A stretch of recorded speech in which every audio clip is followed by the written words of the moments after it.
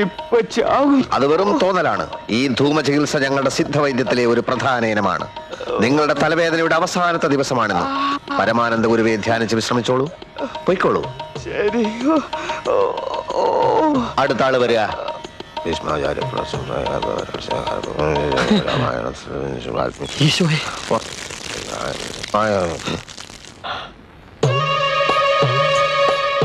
ബന്ധങ്ങളുടെ കെട്ടുപാടുകൾ പൊട്ടിച്ചെറിഞ്ഞ് സർവസംഘ പരിത്യാഗിയായി ജീവിക്കുന്ന ഒരാളാണ് ഞാൻ. ഇവിടെ വന്ന് എന്റെ സ്വൈര്യം കെടുത്തരുത്. ഞാൻ ബന്ധുവായിട്ടല്ല, രോഗിയായിട്ടാ വന്നിരിക്കുന്നത്. എന്റെ ഇടത് കൈ നിർജീവമാണ്. അങ്ങ് വലിയ സിദ്ധവൈദ്യനാണല്ലോ, സെക്കൻഡ് വെച്ച് രോഗങ്ങൾ മാറ്റുന്ന സിദ്ധവൈദ്യൻ. എന്റെ ഈ കൈ ഒന്ന് ജീവനുള്ളതാക്കി തരണം. ഇടഞ്ഞു നിൽക്കുകയായിരുന്നെങ്കിലും ഒടുക്കം വൈദ്യർക്കൊരു രോഗം വന്നപ്പോ സ്വാമിയുടെ അടുത്ത് തന്നെ വരേണ്ടി വന്നല്ലോ. അതാ ദൈവത്തിന്റെ കളി. കൈ കുഴഞ്ഞു പോയ ഒരു രോഗിയെ കണ്ടാൽ എനിക്ക് മനസ്സിലാവും പരീക്ഷണത്തിനാണ് വന്നതെങ്കിൽ അത് വേണ്ട. സ്വന്തം കൂടപ്പുറപ്പിന്റെ കഞ്ഞി കൂടി മുട്ടിച്ച് നിന്നെ ഒരു പാഠം പഠിപ്പിക്കാൻ നിന്നെ വന്നതെന്ന് കൂട്ടിക്കോ. ഓഹോ, അപ്പൊ അതൊക്കെയാണ് രോഗത്തിന്റെ ലക്ഷണങ്ങൾ. നമുക്കിത് നിഷ്പ്രയാസം മാറ്റിക്കളയാം. ആദ്യം എന്റെ ഗുരുവിനെ വന്ദിക്കണം, പിന്നെ എന്നിൽ വിശ്വാസം അർപ്പിക്കണം. എനിക്ക് പൂർണ്ണ വിശ്വാസമാണ്. എങ്കിൽ മിനിറ്റുകൾക്കകം ഈ കൈ വീശി വീശി നിങ്ങൾ ഇവിടുന്ന് തിരിച്ചു പോകും.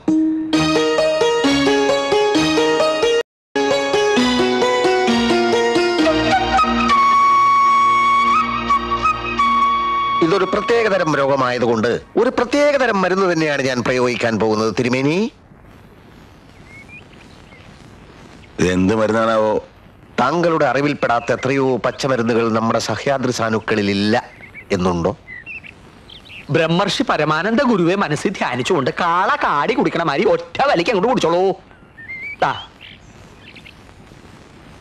ഇതെന്താണെന്ന് പറഞ്ഞില്ല.